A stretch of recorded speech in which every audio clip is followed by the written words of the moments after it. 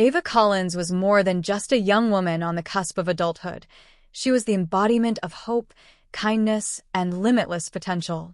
At only 18 years old, Ava stood at the threshold of a life she had meticulously built through hard work, compassion, and an unwavering sense of purpose. Every dream she held, every plan she had so carefully made, stretched out before her like an open road, wide, promising, and full of possibility. Born and raised in Greenfield Heights, a quiet, picturesque town tucked away in the heart of Ohio, Ava's roots were firmly planted in the fertile soil of a close-knit community. Greenfield Heights was the kind of place where neighbors knew each other by name, children played freely in sun-dappled parks, and crime was a rarity that people spoke about in hushed, almost disbelieving tones. In this tranquil setting, Ava blossomed, a radiant light who left an indelible mark on everyone fortunate enough to know her. Her family described her as the kind of soul who seemed born to heal the world. With a heart far bigger than her small frame suggested, Ava possessed an innate empathy that drew others to her. She had a rare ability to truly listen, to make you feel, in that moment, like you were the most important person in the world. Her laugh, light and infectious, often filled her home with a warmth that lingered long after the sound itself faded. Teachers at Greenfield Heights High School spoke reverently about her, a star student who excelled academically while balancing a dizzying array of extracurricular commitments. Whether it was leading a student government initiative, tutoring struggling classmates, or spearheading charity drives, Ava approached every task with a quiet but unyielding determination. Her dream was not one driven by personal ambition, but by a deep, almost instinctive calling, to dedicate her life to social work and to become a fierce advocate for underprivileged youth. Her recent acceptance into one of the state's most prestigious social work programs was not just a personal victory, but a shared celebration for her family, teachers, and friends who had cheered her on every step of the way. Outside the confines of the classroom, Ava's heart found many homes. She spent her weekends volunteering at the local animal shelter, where she tenderly cared for abandoned animals, believing that every creature deserved love. She organized food drives during the holidays and spent long hours babysitting for families around the neighborhood, a job she embraced not just for the extra money, but because she genuinely loved children and the chance to be a positive presence in their lives. It was during one of these babysitting jobs, an ordinary evening that should have been safe and uneventful, that Ava's life veered into unforeseen danger. She was simply doing what she always did, helping, caring, giving. She could not have known that the kindness she extended so freely would, in a cruel twist of fate, lead her into the path of something far more sinister than her young mind could have imagined. Friends often described Ava as fiercely loyal, a protector who would stand up against injustice even when it was easier to look away. She had a stubborn independence about her, a fierce drive to shoulder more than her fair share of responsibility, believing perhaps a little naively that she could fix the brokenness she sometimes glimpsed in the world around her.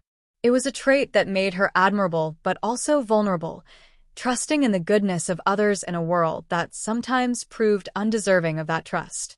In the days leading up to her disappearance, Ava was filled with a nervous excitement about the future. She spent long evenings talking with her parents about her plans for college, jotting ideas into her journal, dreaming out loud about internships and advocacy projects she hoped to start. The horizon was within her reach, shimmering with possibility. It was an exhilarating, fragile moment, that brief window between childhood and adulthood, where everything felt possible and nothing seemed beyond her grasp. But that future, so painstakingly dreamed of and worked toward, was ripped away in a single act of senseless violence that would not only shatter her life, but tear a permanent hole in the fabric of Greenfield Heights itself. News of Ava's disappearance struck the town like a lightning bolt. At first, disbelief held sway.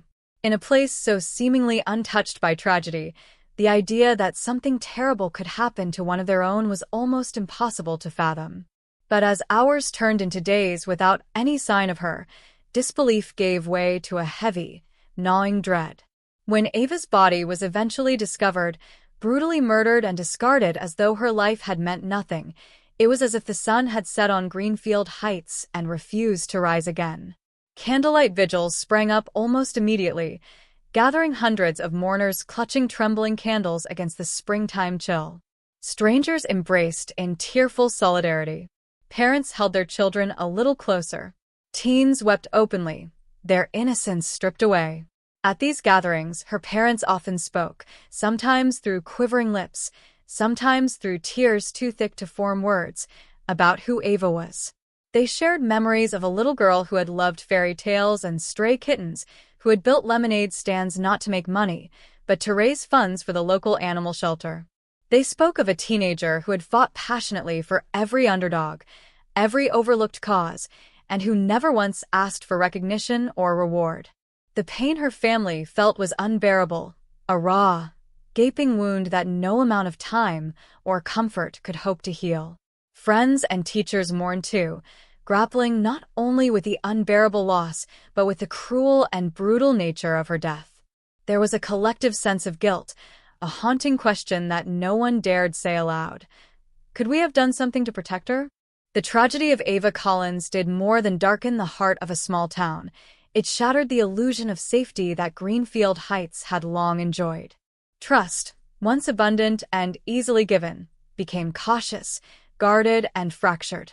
Strangers were no longer waved at, but eyed with suspicion. Locks were checked twice. Streets that once bustled with the carefree laughter of children now stood eerily silent after dusk. And yet, amid the grief, there emerged a burning demand for justice, a solemn vow whispered at every vigil, written on every hand-lettered sign, etched into every trembling voice that cried out for answers. Ava's story was no longer just her own. It became a rallying cry for a wounded community determined to ensure that her light, though extinguished too soon, would never be forgotten. Her legacy would not be one of victimhood, but of resilience, of compassion, and of a community refusing to let violence and darkness have the final word. The morning of July 6, 2013, dawned over Greenfield Heights not with its usual golden warmth, but under an oppressive, gray haze that seemed almost to foreshadow the horror that would soon unfold.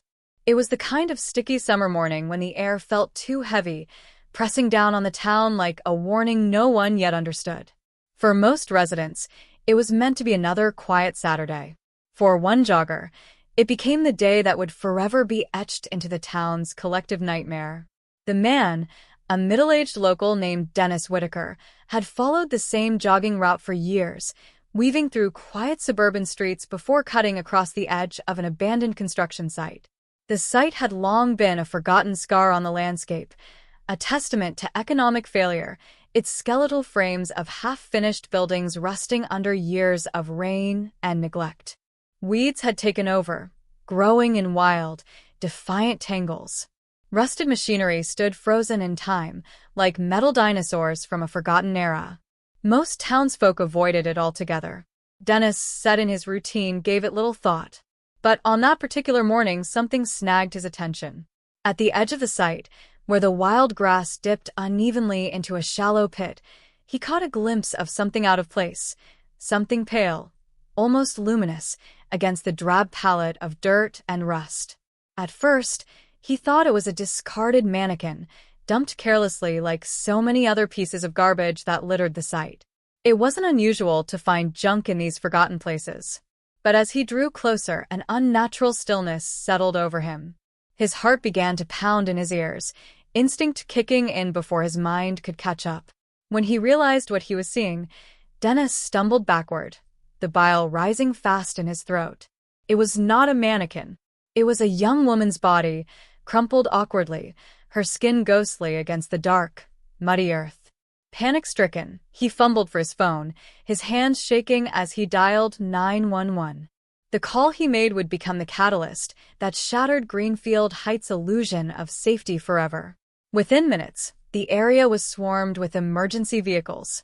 Red and blue lights strobed across the abandoned site, washing the rusted steel beams and crumbling concrete in an eerie, unnatural glow. Yellow crime scene tape was strung up hastily, fencing off a wide perimeter around the discovery. Officers in dark uniforms paced the area, their faces grim, their movements methodical. The silence that had once dominated the construction site was replaced by the low murmur of radios and the hushed, urgent voices of investigators. From the very first glance, it was clear this was no accidental death.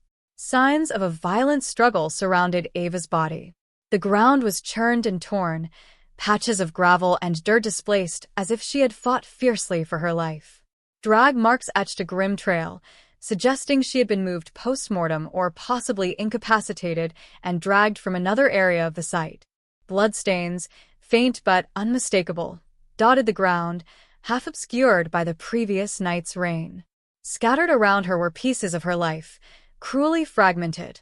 A broken smartphone, its screen spiderwebbed with cracks, a single silver earring, glittering pathetically in the dirt, a scuffed white tennis shoe, laces dragging like limp strands of a forgotten memory. These remnants spoke volumes to the investigators, of a girl who had fought, resisted, and been overwhelmed. Ava's clothing was torn and disheveled, bearing bruises and abrasions on her arms, legs, and torso. The abrasions, forensic examiners would later note, were consistent with being dragged across rough terrain. Dirt was caked into the wounds, further evidence of the brutality she had suffered.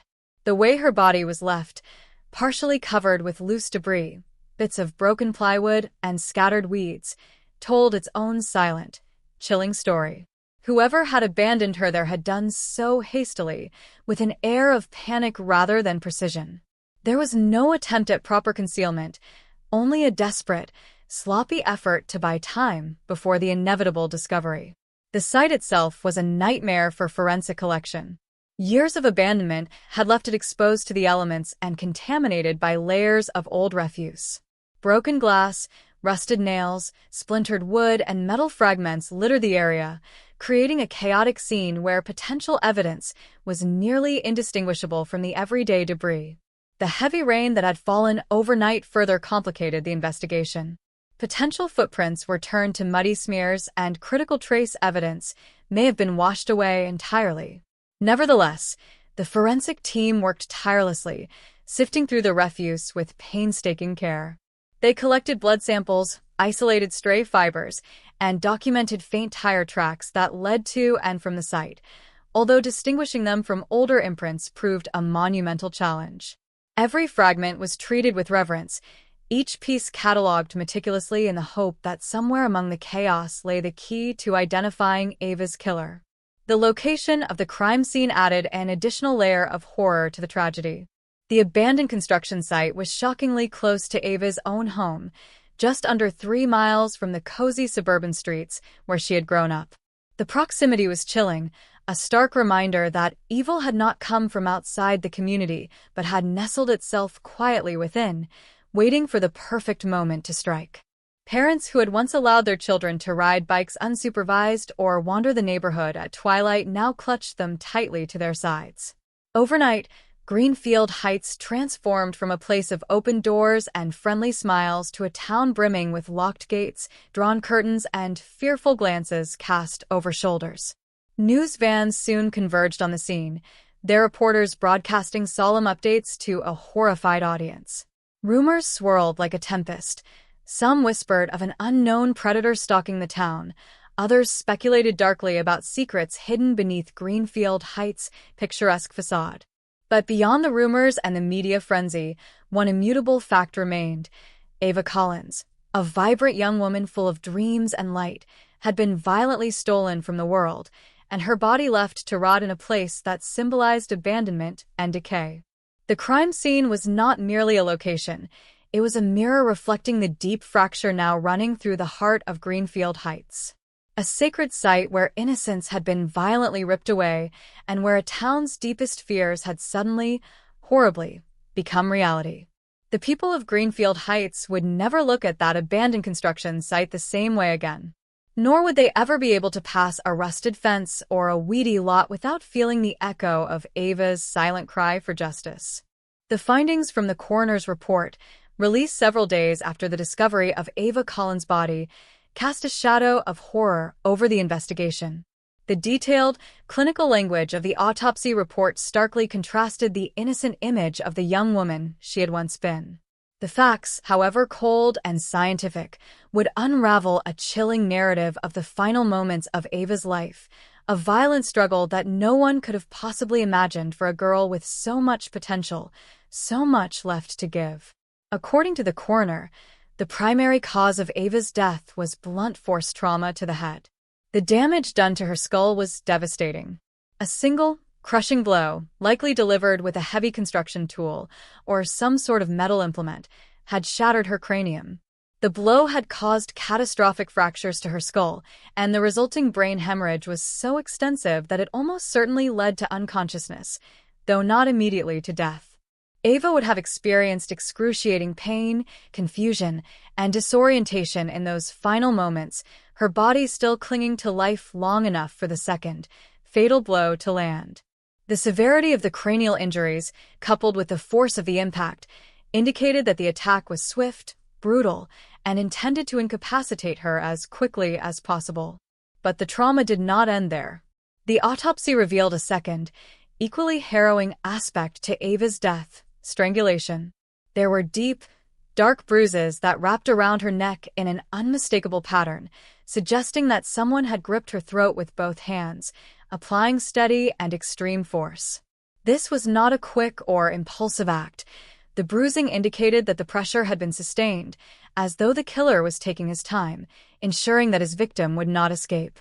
The victim's airway was constricted for an agonizing period, prolonging the torment she must have endured.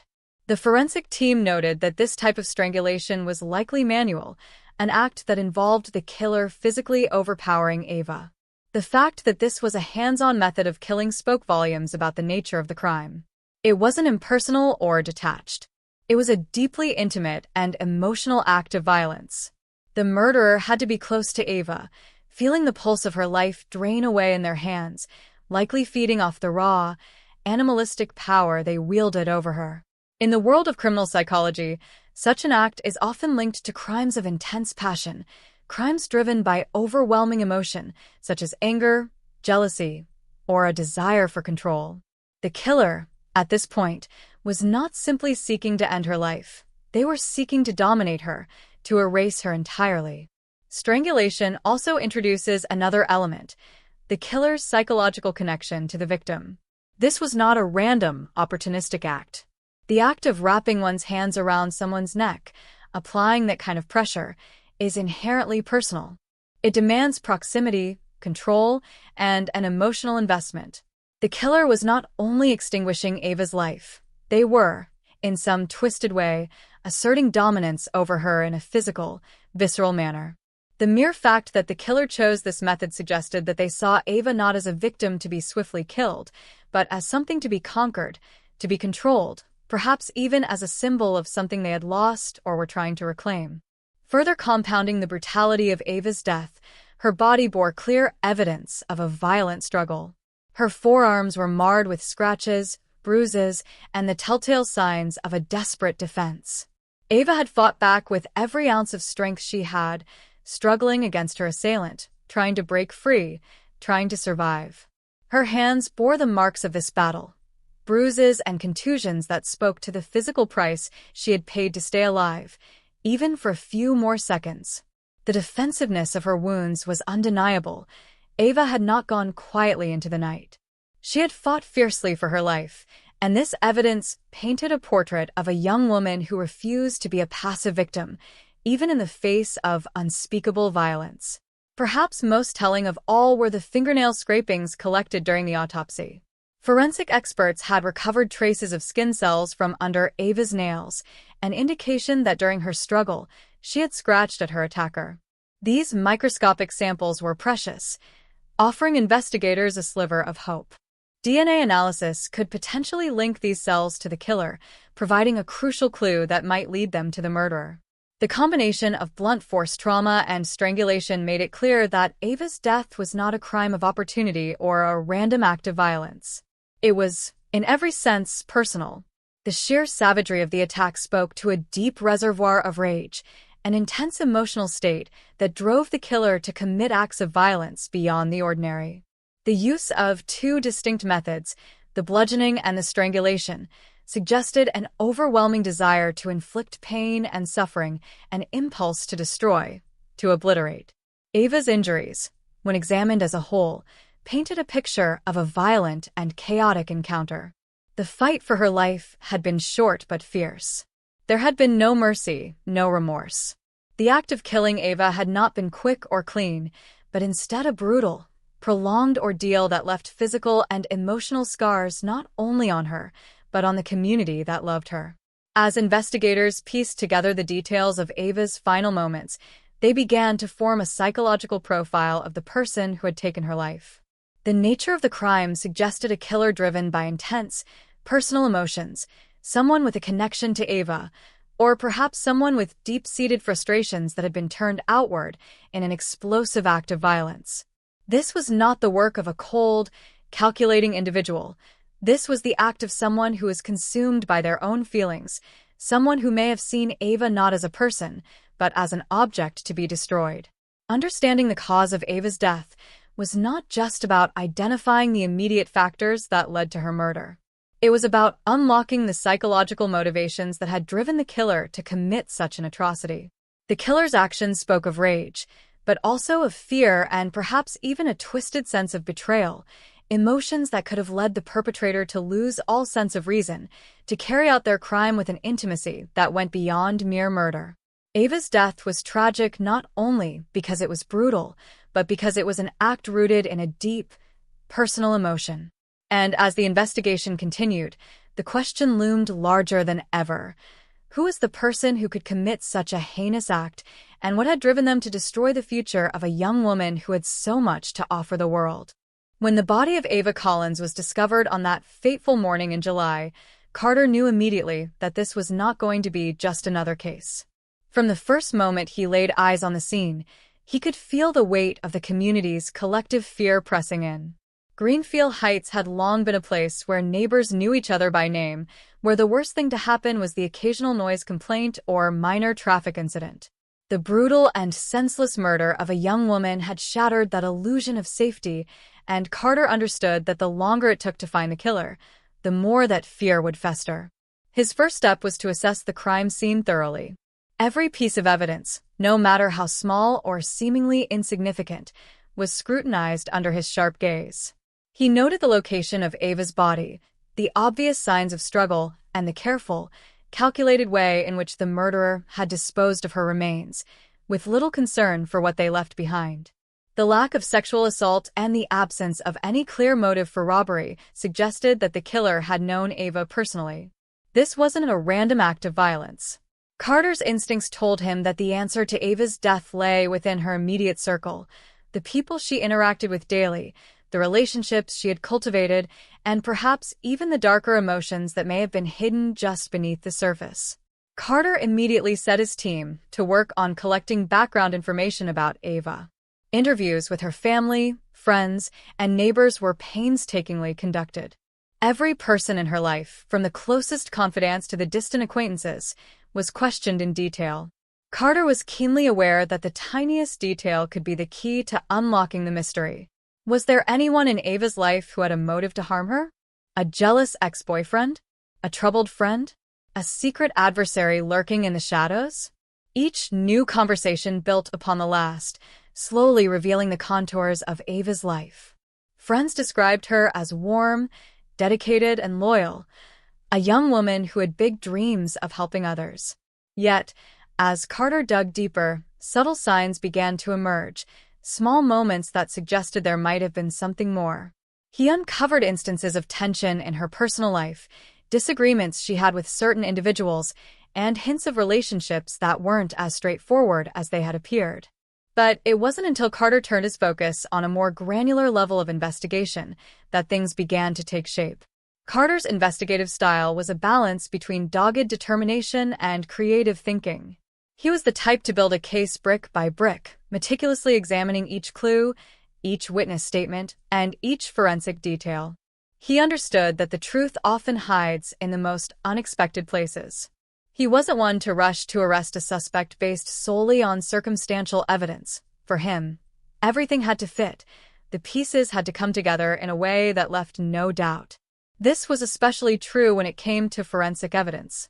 Carter recognized early on that modern technology could provide invaluable assistance in cases like these. While the crime scene had been meticulously examined, the team needed more. They needed the forensic data that could point them toward a suspect with certainty. He ordered a thorough analysis of Ava's cell phone, hoping that triangulating her movements in the hours leading up to her death might reveal something critical. They also turned to the lab to conduct DNA analysis on the items found near the body. Every fiber, every speck of blood, every shred of evidence was processed with the utmost care, and Carter knew that every day that passed without a break would only deepen the emotional strain on the community. As the days stretched into weeks without a break, Carter faced mounting pressure. The community, once sheltered from the horrors of violent crime, now demanded answers. Local media outlets were relentless, covering every twist and turn of the investigation, fueling public frustration with every passing day without an arrest. The grief-stricken family of Ava Collins, meanwhile, clung to hope but grew desperate for justice. Carter could feel the weight of their pain, their need for closure, and the restless energy of a community growing impatient with his seemingly slow progress. But Carter remained steadfast. His years of experience had taught him that the pursuit of justice could not be rushed. He knew that the right answers would come, but only if he was patient enough to let the investigation unfold naturally. Despite the external pressures, Carter refused to make a hasty move that could jeopardize the integrity of the case. His commitment to getting every detail right, to building a case that was undeniable, meant that sometimes the work would be slower than people wanted. But it also meant that when the time came, they would have everything they needed to bring the killer to justice. As weeks turned into months with no arrests, Carter's resolve was tested. He knew that without a significant breakthrough, public frustration would soon boil over, and he would face even greater scrutiny. But he pressed on. Every lead, no matter how minor, was investigated. Every possibility was considered. Then, just when the pressure seemed almost too much to bear, a breakthrough came. Forensic evidence began to paint a clearer picture of the events leading up to Ava's death. Cell phone triangulation revealed a key detail, a particular time and place that Ava had been near a location that hadn't been investigated thoroughly. DNA analysis of traces left behind on Ava's body linked a suspect to the crime, a connection that had previously gone unnoticed. With this newfound evidence in hand, Carter was able to begin connecting the dots. As the team focused in on key suspects and motives, Carter's patience, persistence, and relentless drive finally paid off. It was through this meticulous and unyielding investigation that Carter and his team were able to zero in on the true motive behind Ava's death, unraveling a dark and tragic story that no one in Greenfield Heights could have anticipated. In the end, it was Detective Ryan Carter's quiet determination and steadfast commitment to justice that would lead to the capture of Ava Collins' killer.